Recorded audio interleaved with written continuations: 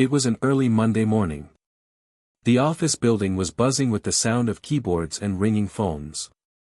Among all the noise, sat Maria, a single mom in her early 30s.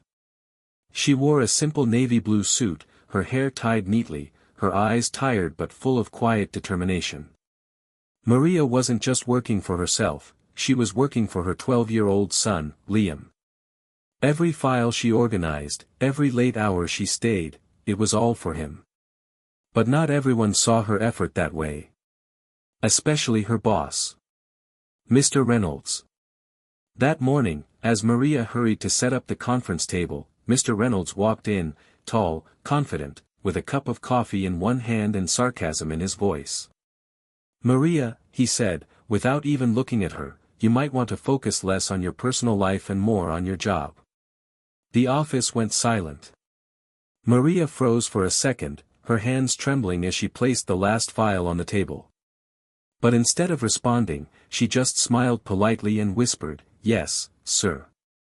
Inside, her heart ached. But she couldn't afford to lose this job.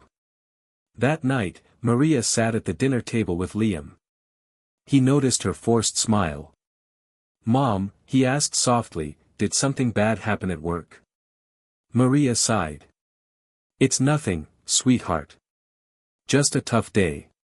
But Liam wasn't convinced. "Mom, you always tell me to stand up for myself. So why don't you?" Maria paused. His words hit deeper than he knew. She smiled faintly and said, "Because sometimes, standing up means being patient." A few days later, the company announced Family Appreciation Day, a day when employees could bring their families to visit. Maria didn't want to go. She didn't want her boss to see her son and use it as another excuse to judge her. But Liam was excited. "Please, Mom. I want to see where you work." So, she agreed. Saturday arrived. The office was decorated with balloons and banners. Families walked around, laughing and chatting. Maria walked in with Liam, dressed neatly in a white shirt and a small blue tie. He looked proud to be by his mother's side. But the moment Mr. Reynolds saw them, his smirk returned. "Well, well," he said loudly. "So this is the reason you're always late." The room went quiet. Maria's eyes lowered, embarrassment washing over her. But before she could say a word, Liam stepped forward. His small voice carried across the room. "Sir," he said, "my mom isn't late. She wakes up early every day to take care of me, makes my lunch, drops me to school, and still comes here before anyone else. She works harder than you'll ever know." The entire office froze. Mr. Reynolds blinked, completely speechless. No one had ever dared speak to him like that, especially not a child. Liam wasn't done. "She's the reason your meetings are ready. The reason your reports are printed. You don't see it, but she keeps this place running." Maria's eyes filled with tears. She wanted to stop him, but deep down, she was proud. A few moments later, the company's director walked in. She had overheard everything. "Maria," she said with a smile, "I've been watching you for a long time.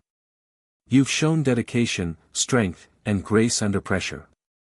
Starting Monday, you're promoted to team supervisor."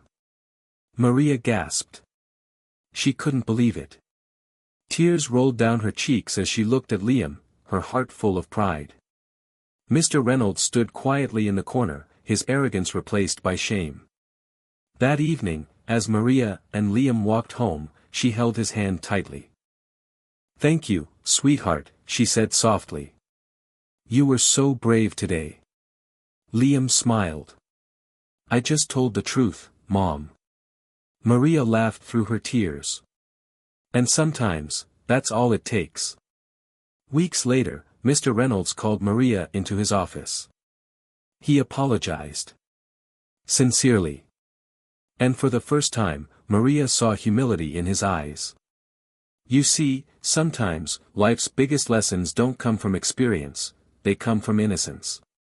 A child reminded everyone that respect has nothing to do with titles, and everything to do with heart. Never underestimate the quiet ones. Their strength might just be louder than your pride.